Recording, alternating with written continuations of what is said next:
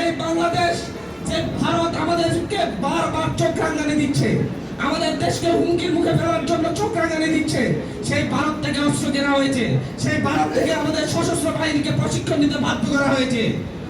এমনকি তাদের পূর্ণ ট্যাঙ্ক, পূর্ণ তাদের হেলিকপ্টার, এগুলা বাংলাদেশের কাছে যেগুলা তারা ব্যবহার করতে পারছে না, সেগুলা বাংলাদেশের কাছে তারা জোরপূর্বক বিক্রি করত। আর ডক্টর মোহাম্মদ ইউনূস সরকার এসে সেই সশস্ত্র বাহিনীকে নতুন ভাবে গড়ে তোলার জন্য ভারতের সাথে চুক্তি হওয়া 21 বিলিয়ন অস্ত্র কেনার উপর নিষেধাজ্ঞা দিয়েছে এবং অস্ত্র কেনার চুক্তি বাতিল করে দিয়েছে। নেতৃত্বে বাতিল করা হয়েছে ডক্টর খলিলুর রহমানের নেতৃত্বে। তারপর থেকে দেখা গিয়েছে একটা গোষ্ঠীর গায়ে চালা পড়া শুরু হয়েছে। তারা বুঝাতে চাচ্ছে যে ভারত থেকে অস্ত্র না কিনলে বাংলাদেশের সার্বভৌমত্ব ধ্বংস হয়ে যাবে। তারা মনে করছে বাংলাদেশের মানুষ এখনো বুকার স্বর্গে বসবাস করছে। আমাদের লড়াই হলে ভারতের সাথে হবে। ভারত আমাদেরকে চোখ রাঙানি দিচ্ছে। আমরা অস্ত্র যদি ভারত থেকেই কিনি, তাহলে বাংলাদেশের সশস্ত্র বাহিনী কখনো সেই লড়াইটা করতে পারবে না।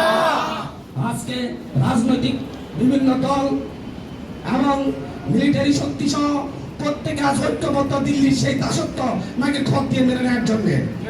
সাইড পলিটিক্স সহ দীর্ঘ সময় ধরে আমাদের সমুদ্র বন্দর দখল করে এসেছে আওয়ামী এক ফ্যাসিবাদী শক্তি, যারা দীর্ঘ সময় ধরে আমাদের একমাত্র সবথেকে বেশি যেখান থেকে আমাদের মাল আমদানি রপ্তানি হয় যে বন্দর দিয়ে, সেই চট্টগ্রাম বন্দরের 1/4 তারা দখল করে রেখেছে।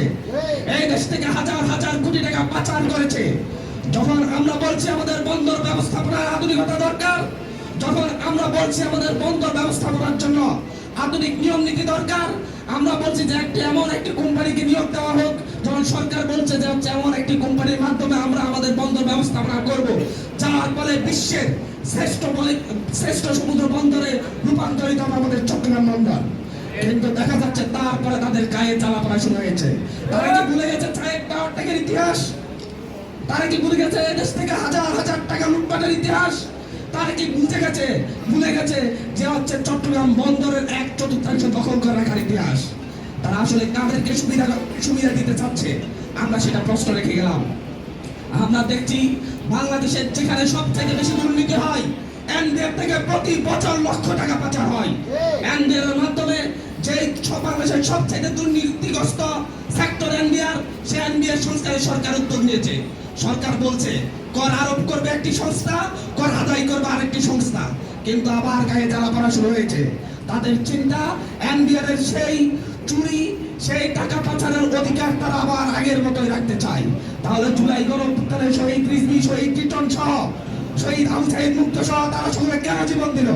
এখানে বসা শত আহত কেন জীবন দিল?